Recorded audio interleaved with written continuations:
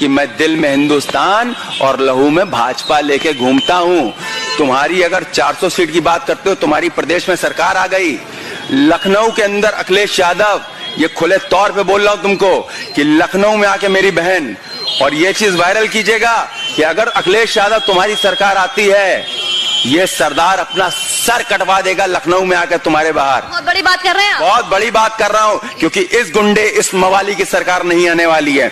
ये गुंडे हैं, गुंडे रहेंगे। मैं तो उसको जूता मार दूं। उस बंगाल की दीदी अगर उत्तर प्रदेश में कानपुर में कहीं आ गई तो सबसे पहला जूता इस हनी भाटिया का पड़ेगा उसको। मैं साफ साफ आपको बोल रहा हूं, जिसको मैं बोलता हूं जो मर्द है। और आप क्या हो, आप खुद तुलना कर लीजिएगा। जब मैंने मर्द शब्द का प्रयोग कर लिया है तो अखिलेश यादव जी आप खुद को तुलना कर लेना। मैंने आपको मर्द नहीं बोला है, मैंने बाबा योगी आदित्यनाथ को मर्द बोला है। आप क्या हो, ये संदर्भ मैं आपके लिए छोड़ता हूं। आप जो समझना चाहते हो आप समझ लेना।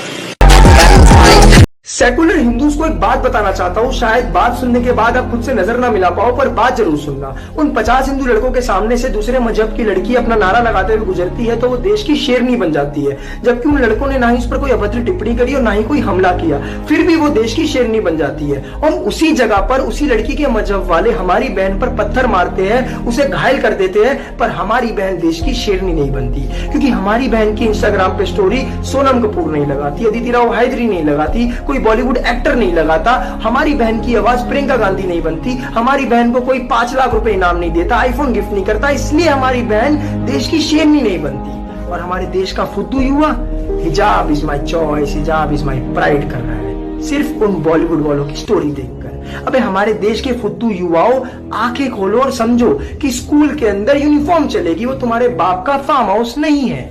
ठीक है। महाराज जी, राजीव दीक्षित जी अच्छे इंसान है या वो बुरे इंसान है? नहीं, बहुत अच्छे हैं, इसमें क्या बुराई। और ये उनको महाराज जी कुत्ता बोलती है मेरी मम्मी, क्यों? तो फिर मेरे को रोना आता है कि हिंदू ही हिंदू को नहीं जानता है। ना, वो बहुत उच्च कोटि के विचारक थे, बहुत अच्छी विचारधारा थी उनकी। वो समय के पहले उनको जहर दे के मार दिया गया था। वो देश के लिए अच्छा करना चाहते थे, समाज के लिए अच्छा करना चाहते थे, तो उनको जहर दे के मारा गया था। ये संसार ऐसे ही है, जो अच्छा करेगा उसको लोग जहर दे देते हैं। राजीव दीक्षित जी बहुत अच्छे व्यक्ति थे, समाज के लिए, देश के लिए बहुत कुछ किया और करना चाहते थे। बहुत जागरूकता फैलाई थी उनके जमाने पर उनने, लेकिन जहर दे के मार दिया गया था। हमारी सरकार आई, हमने सबसे पहला काम क्या किया? हमने सबसे पहला काम किया किसानों का कर्ज माफी का। और समाजवादी पार्टी ने सबसे पहला काम क्या था?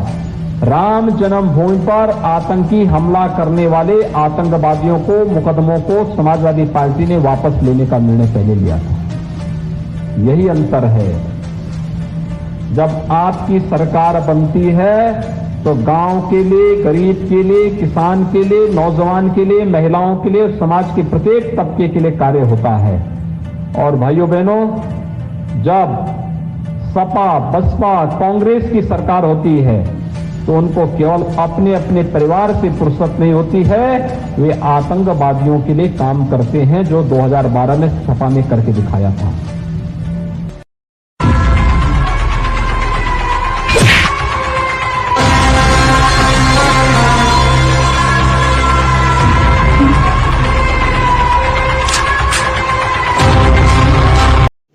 रुको जरा, सबर करो।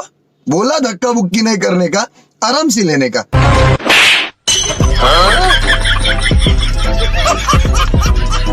कि अगर इस मदारी, इस जोकर में दम है तो आप एक काम करें ना। आप कहते हैं कि इस देश का हिंदू फेनेटिक है, कट्टरवादी है, ये जो है इस्लाम को जानता नहीं है। एक एवरेज मुसलमान से आप बात करिए, आपने कुरान शरीफ नहीं पढ़ा, वो ऐसे पूछेगा आपसे जैसे वो पढ़ के ही पैदा हुआ था।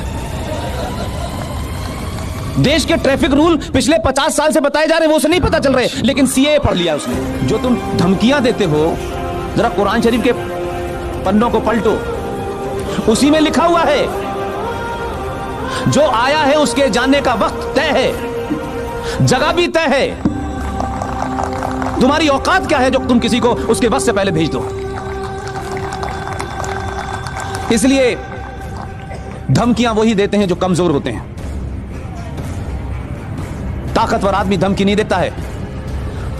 हिंदू बनेगा न मुसलमान बनेगा, इंसान की औलाद है इंसान। देर में मैदा भरा काफिर की लाशों से जब चली है दर की तलवार, जब चली है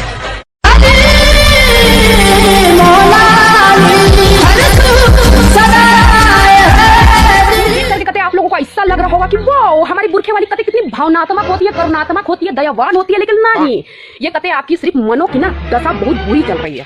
भाई इस वीडियो में ऐसा दिखाया गया है कि एक हिंदू लड़की होती है, एक मुस्लिम लड़की होती है, दोनों के बीच में टक्कर हो जाती है, लेकिन हमारे जो बुरखे वाली को धक्का देती है, लेकिन बुरखे वाली कते एकदम करुणात्मक होती है, वो हिंदू लड़की के माथे में चुम्मी दे देती है। क्या सच्चाई यही है?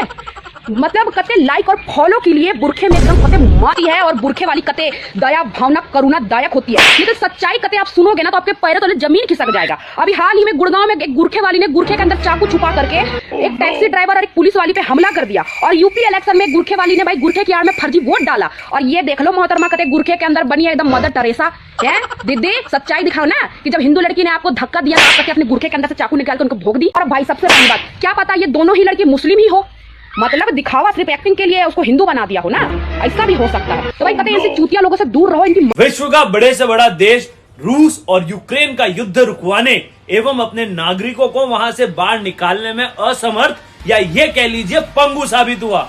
वहीं हमारे देश के प्रधानमंत्री नरेंद्र मोदी जी की कूटनीति से रशिया को 6 से 8 घंटे तक युद्ध रोकना भी पड़ा और भारतीयों को बाहर निकलने के लिए रास्ता भी देना पड़ा।